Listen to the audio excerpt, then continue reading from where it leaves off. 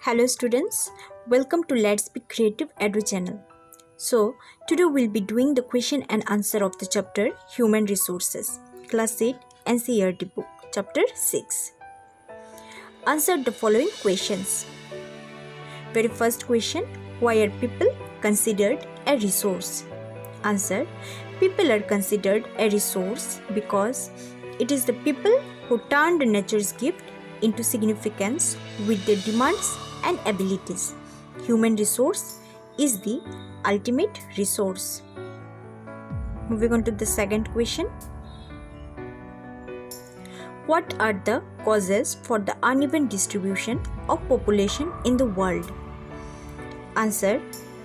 The causes for the uneven distribution of population in the world is difference in the people's level of education, age, and sex. Their numbers and characteristics also keep on changing. Moving on to the third question, that is question number C. The world population has grown very rapidly. Why? Answer. The population increase in the world is mainly due to rapid increase in natural growth rate, that is the difference between the birth rate and death rate. Question number D. Discuss the role of any two factors influencing population change. Answer. The role of any two factors influencing population change are: number 1, geographical factors such as good topography, climate, soil, water, minerals, etc.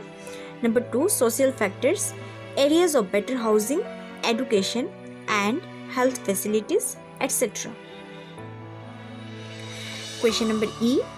What is meant by population composition? Answer. Population composition refers to the structure of the population, that is, to understand the characteristics of the people such as age, sex, literacy, health condition, occupation, and income level. Moving on to the last question.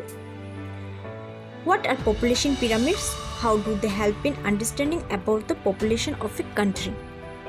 Answer.